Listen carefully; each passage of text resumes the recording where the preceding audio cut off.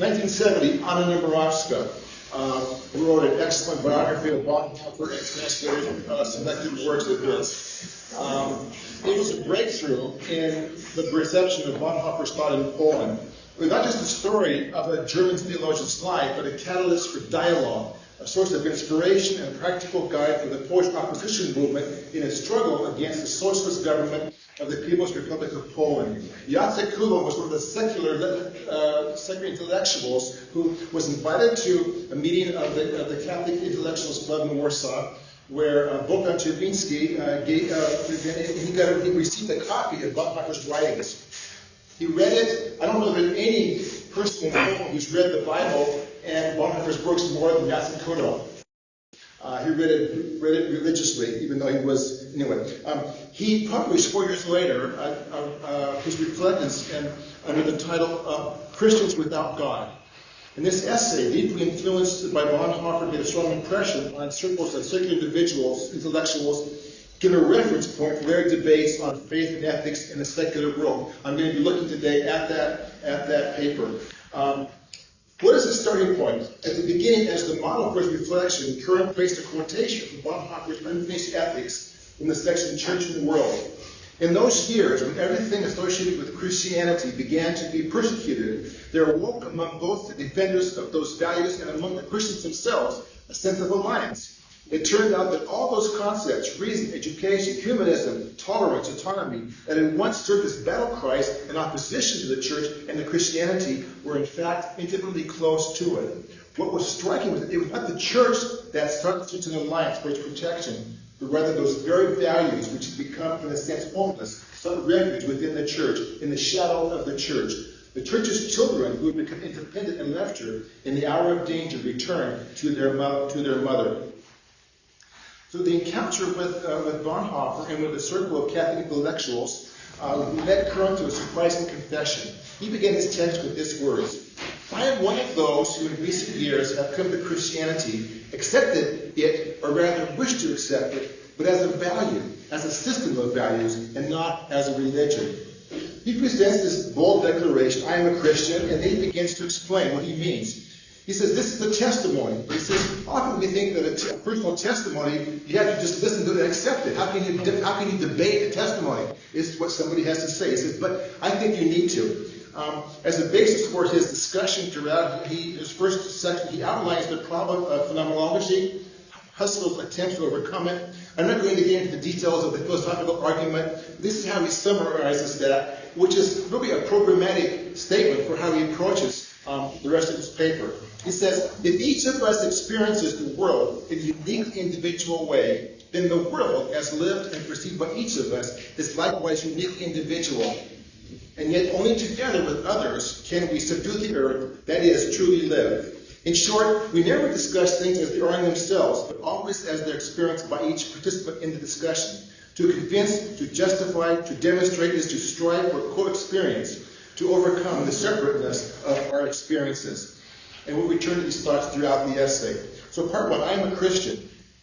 What does that mean to him? Well, he says, this is actually, he says, a confessional category. I'm a Catholic, I'm a Protestant, and this and that. Kuroņ's answer, to him, it means not so much what one believes, but what one ought to believe in.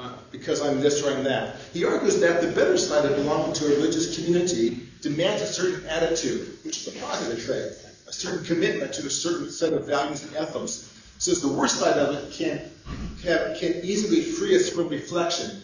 So we accept something, it's a heteronomic approach. We accept a series of values, a teaching, doctrine, without actually reflecting upon it.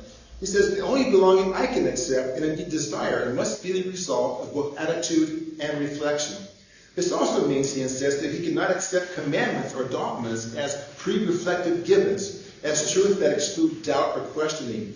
To do so would be to flee from his own responsibility and transfer it to others. He makes now an even more daring confession. I am not capable, he says, of an active faith in a personal God. But it is not that I wish to believe and cannot. He adds words that reveal his deep humanism, his existential orientation. There is within me neither such faith nor such seeking. The God of the Christians is for me the God of the people I love. Love, as I understand it, is the desire for identification, a constant overcoming of the other's otherness, which is constantly being rediscovered. In this way, it is infinite, forever fulfilled and never fulfilled, ever deeper, richer, more complete. Richer and more complete by all that I can gain through the other human being and all that I can offer to enrich them. So then what does he believe in? His personalism, his ethic of love for the other becomes clear when he writes this. The God of the Christians is for me the God of the people I love. In such experience, the God of another person is also my God. For only another human being is for me a value in himself, a supreme value. Everything else is secondary to that. He writes then why this is important to him. Is this simply an accident that he happened to have friends who are Christians, who are believers? He says, no. He says, there can be no doubt that Christianity is the very era of European culture in the widest sense of the term. In the values of Christianity, in the Decalogue, in the Gospel, and perhaps all in the commandments of love, and in that fundamental truth that in creating man, God gave him free will, and rooted all the great and small achievements of our cultural sphere. From them grow works of art, philosophical treaties, social programs, reform movements. In their light, we give meaning to our lives, create social bonds, order institutions. In those values lies our strength. Whenever we must rise up against that order and those institutions. This passage reads like a commentary on Bonhoeffer, and it is. Now, his lack of belief in a personal God does not mean that Kuroń doesn't believe in transcendental values. He writes this.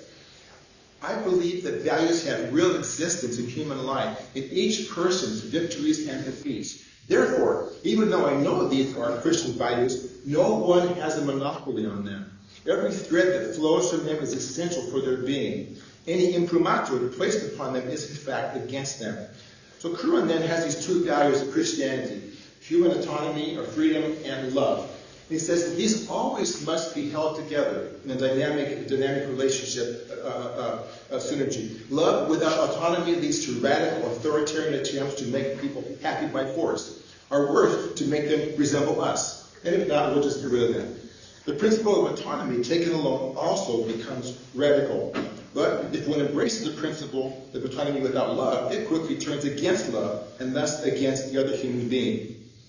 So Kuroń understands that the defense and embodiment of these values, human freedom and love, is the very mission of Christianity. And he feels personally called to share that responsibility.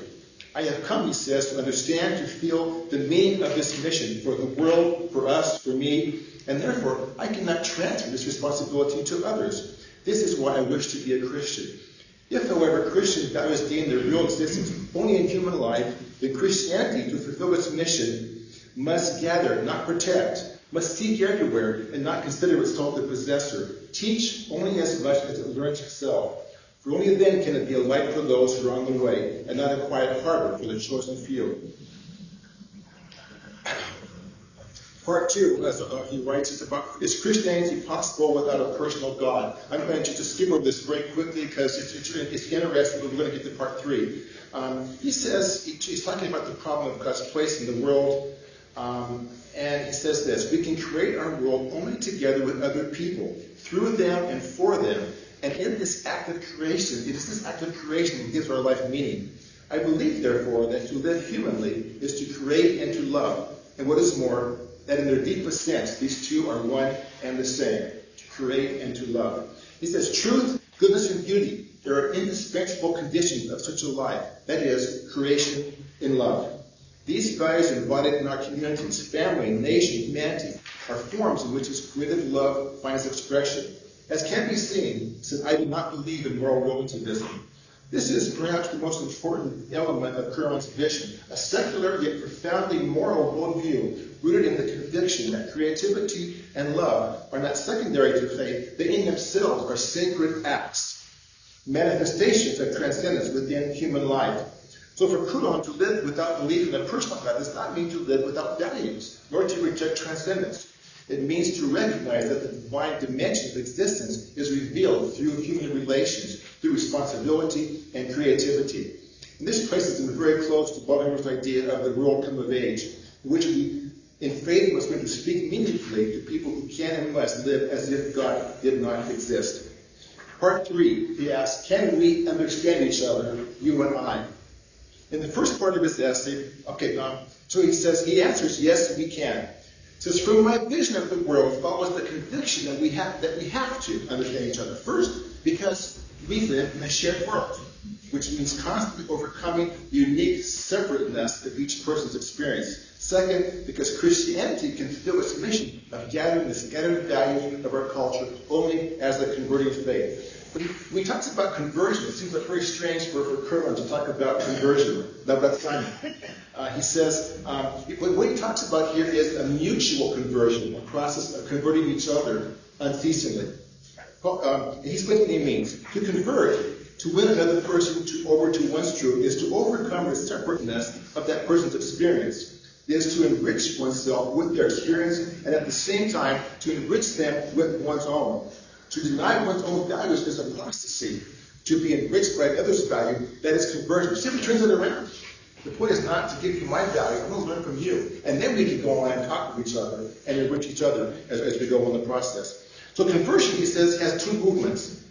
The first is to truly love another person, not merely one's reflection in them. And the second is to find that person within oneself, entire and distinct, with everything that astonishes or offends us in them. And he confesses, this is a personal confession. He says this, I write all of this long paper he wrote, only to help you find me in your own experience. I am demanding a great deal from you, nothing less that you should lose your faith for a moment, that you might for an instant be me, feel what I feel, see as I see. Impossible? Of course, but we must try, and try very hard, with every human being we wish to judge, to oppose, to persuade, or to love. And he says, if one manages to take that second step, Kuroń says, understanding becomes possible. If you can make that second step, then you can convert me with full respect for my otherness, and I can find myself in your witness, then through you, I too will take that step. So he says, you believe in God. I believe in you. You're my friend. I believe in your God because you're my friend. We're in this thing together. At the end of the essay, Kuroń returns to the question that gives the title, Texas title, is Christianity without God possible? His answer is bold but consistent. Yes, if by this we mean living out the values of the gospel freely, consciously, and in love. He interprets Bonhoeffer's famous phrase, et si Deus non daretur, as if God did not exist, not as an expression of unbelief, but as a call to maturity and responsibility. He says this, Bonhoeffer's religious writings for me were of the greatest importance. They were astonishingly open to every human problem that mattered to us. He talks in one of his letters, he talks about one must live as if God did not exist. This was a great discovery for me. Until then, I suspected Christian morality was based on fear and punishment and desire for reward. I did not know how to imagine love for God. Only now did I learn that you grow out of love for human beings. What captured, this is an above voice that I found in a chance for myself. For an end, it means this, to live in a world without God, according to his law, is to live as if God existed. I'd like to bring this a little bit up to us today. What about Christianity's orphans' values today? And how does this relate to where we are in our world today and to our dialogue with each other? We live in an age of deep polarization. Political and religious leaders seek to control, manipulate society through fear of the other. Corporations care for profit. The rich, the stakeholders focus on filling their own already overflowing pockets. Ordinary people lose their voice or their will to resist, and many have no voice at all. There will always be some who find, to their own surprise, inspiration, hope, and meaning in religious faith in the gospel and the person of Christ. Today, there are fewer and fewer of them. Why is that? I think, sadly, this is the church's own fault. Instead of standing with the weak and the oppressed against the rich and powerful, instead of defending the values of the kingdom of God, we defend our own power and privilege, or the people who resemble us. This sounds like this is only conservative forces are to blame. The truth is much more complex and tragic. The chasm today runs not only between the secular world and the church, but between the church and the church, between its left wing and its right wing. Both sides have taken the values of the kingdom of God, taken a select group, left the other ones behind, redefined and twisted their own values, and then we seek to implement those values to political force or even physical force. And what happens in the end is that we lose both. The result is very grim. There's no witness, no prophetic voice, no living message, no visible community of love and grace, no solidarity, no being for others. This is what Kuroń wrote about when he spoke of the two great values of Christianity, humanity and love. When one is sought without the other, both are endangered, and ultimately both are lost. From his reading of Bonhoeffer, Kuroń understood that faith in God must arise from love, not from fear or hope of reward. This insight resonated with him because of his own love for people. He was just like that, with the love for real, living people, not an abstract ideal of humanity, which is also what Bonhoeffer said. It was a form of humanism that was very personal and very practical. So, like Bonhoeffer, Kuroń's ethic of love was born from an engagement with the world, from the practice of everyday responsibility. Love in this sense means loving the real person beside me, or bound to me in some way, and recognizing that we're all in this thing together. It grows from the conviction that we're mutually responsible for one another. It isn't just about finding new words. It isn't just that I want to find words so I can convince you of my truth. I want to find words so that I can learn to understand who you are. I can find you in myself. And then so you can get to know me. And together, we learn how to understand each other, to respect each other, to love each other, and to create something beautiful together.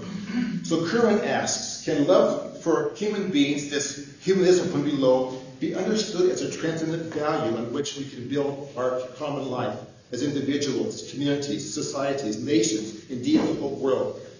If not, he says bluntly, we are in deep darkness. Those who speak Polish know that there's a phrase we could use there, but you understand.